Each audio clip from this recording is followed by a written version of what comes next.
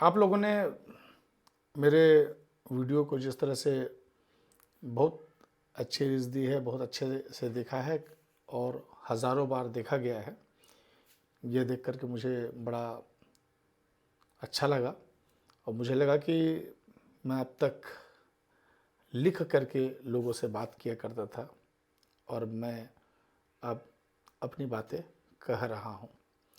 मैं हूँ सुरेश महापात्र और आप मुझसे उन कहानियों को, उन हकीकत को, उस बीते हुए पल को सुन रहे हैं जिनकी जड़ें नक्सलवाद तक पहुंचती हैं। मेरे जहन में एक घटना आई।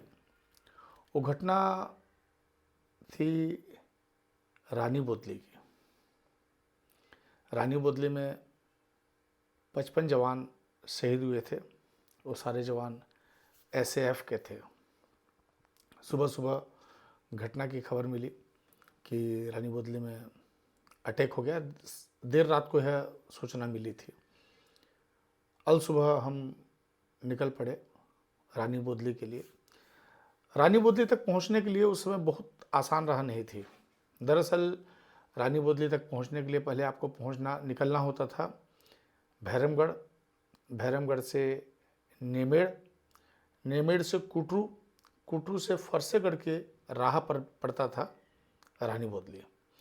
कुटरू से महज करीब 10 या 12 किलोमीटर के डिस्टेंस में रानी बोतली हुआ करता था। उस समय सीआरपीएफ का जो सबसे बड़ा कैंप है वो था कुटरू में। ये स्थितियाँ सलवा जुड़ूम के बाद निर्मित हुई थी और एसएएफ का एक बड़ा कैंप वहाँ पर आश्रम भवन में, बालिका आश्रम भवन में के पास ही लगाया गया था, जो कि जिसको लेकर बाद में काफ़ी विवाद हुआ, चूँकि ये बात तब तक बाहर नहीं थी कि जवान कहाँ ठहरेंगे। और यही वजह थी कि उन घटनाओं के पहले उसके बाद बहुत सारी परिस्थितियाँ बदली थी। दरअसल आज बात उस रानी बोतली घटना की है।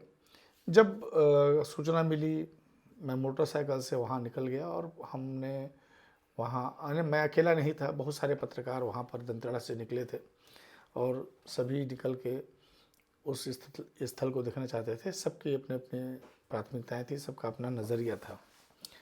और मैंने अपनी ज़िंदगी में इतनी हृदय विदारक, नृशंस और क्रूरता भरी घटना कभी नहीं देखी थी।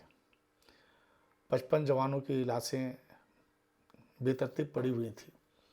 जिस समय हम पहुँचे तब तक तो जवानों के शवों को भी जो है सकेला नहीं गया था। आप विश्वास नहीं करेंगे कि जिंदा जले हुए जवानों के शव मैंने अपनी आँखों से देखे और हर कमरे में मैं अंदर घुस करके घूमता रहा और हर कमरे में टेढ़े मेढ़े अधजले जली लाशें पड़ी हुई थी। खून पूरी तरीके से पसरा हुआ था और हालात ऐसे थे कि मानव जलने की जो दुर्गंध होती है सबसे भयावह होती है। वो दुर्गंध मेरे नाक पर लगभग 2-2.5 साल तक समाया रहा। मैं बहुत ही बेचैन था। खैर, उसको मैंने जब देखा तो मुझे लगा कि कोई व्यक्ति इतना नृशंस कैसे हो सकता है। इतनी नृशंसता आप किससे उम्मीद करते हैं? हम किसी भी व्यक्ति के लिए मानवीय आधार पर हम बात करते हैं कि भाई वो है तो इंसान, कुछ भी हो सकता है। युद्ध में एक पक्ष हारता है, एक पक्ष जीतता है, लड़ाइयाँ होती हैं और लड़ाइयाँ वैचारिक आधार पर होती हैं। जिन लड़ाइयों के लिए सैनिक तैनात होते हैं, सैनिक उस विचारधारा का प्रतिनिधित्व करते हैं युद्ध के लिए और उनकी मजबूरी होती है कि वो अपने रोज़ी रोटी के लिए उस युद्ध का एक हिस्सा बनते हैं। उनमें से कई ऐसे युवा रहे होंगे जिनकी शादी नई नई हुई होगी, जिनकी शादी नहीं होगी, और कुछ ऐसे भी होंगे जो अपने माँ के इकलौते संतान भी रह सकते हैं।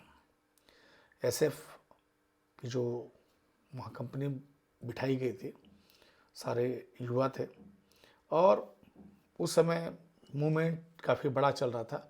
सर्चिंग के ऑपरेशंस चल रहे थे, क्योंकि सलवा जोड़ों के बाद एक दौर ऐसा आया कि नक्सलियों ने ताबड़तोड़ हमले बढ़ा दिए थे और इस बात को लेकर के बड़ी चिंता थी कि हर इलाके में कैंप्स स्थापित किए जाएं और सुरक्षा मुहैया किया जाए ताकि नक्सली की आमद रफ्त को आसान ना रखा जाए। और रानी बोदली में जिस जगह पे कैंप था वो पूरा इलाका एक प्रकार से यह साबित हो गया था कि ये पूरा इलाका अब नक्सल से काफ़ी हद तक मुक्त हो चुका है और उस पूरे इलाके में जवानों की आवाजाही बहुत आम हो गई थी, गांव से लोगों का जुड़ाव हो गया था। और उस खबर की रिपोर्टिंग के लिए मैं वहाँ पहुँचा हुआ था। जब वहाँ अंदर से शव निकाले गए, सब सारे शव निकाल करके उनको बाहर बरामदे में रखा गया और सब पर सफ़ेद कपड़े डाले गए। एक जो शव है वो मुझे बड़ा अजीब सा लगा, लंबा दिख रहा था कि एक सामान्य व्यक्ति से एक लंबाई दिखी। तो मैं कौतूहलवश बोले इतना लंबा कैसे हो सकता है। कौतूहलवश मैंने उस सफ़ेद कपड़े को उठाया और देखने की कोशिश की, ये लंबा कैसे है, कौन है इतना लंबा। मैं सन्न रह गया। एक सिर कटी लाश सिर के साथ अलग अलग दो हिस्सों में रखी हुई थी। आप कल्पना कीजिए कि नक्सलवाद अपनी एक विचारधारा की लड़ाई हो सकती है, उसमें अपनी विचारधारा ये हो सकती है कि हम एक दूसरे पक्ष को इस बात के लिए तैयार कर रहे हैं कि जो एक पक्ष है वो गलत है, चाहे वो सरकार का पक्ष हो, लोकतंत्र का पक्ष हो, संविधान का पक्ष हो, या जो उसके उस पार जो दूसरा पक्ष है वो जो हिंसक होकर के बंदूक गोली के आधार पर लड़ाई लड़ रहा है, वो दोनों की अपनी अपनी हकीकत हो सकती है। पर ये निसंदेह किसी भी विचारधारा के लिए मान्य नहीं है। मैं उस दिन इस बात को महसूस किया कि चाहे कुछ भी हो, नक्सलवाद की जो विचारधारा है जिसमें ये बंदूक से लड़ाई की जो बात हो रही है, इससे ज़्यादा घातक कुछ भी नहीं हो सकती।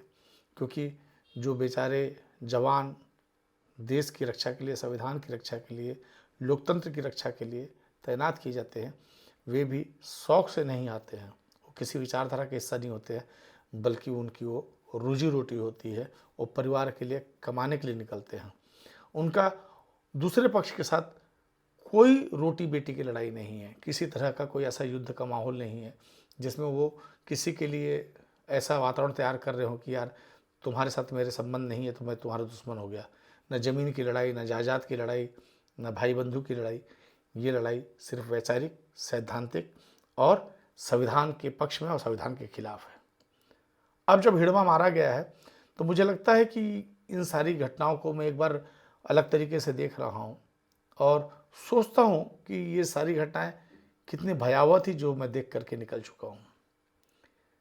ऐसी ही और भी घटनाओं की जानकारी मैं आपको दूंगा अलग अलग, जब भी समय मिले। मुझे नहीं मालूम कि मैं कब किस तरीके से किस विषय पर बोलूँगा, मुझे नहीं मालूम, पर मैं चाहूँगा कि आपसे मैं अपनी बात शेयर करूँ। धन्यवाद, नमस्कार।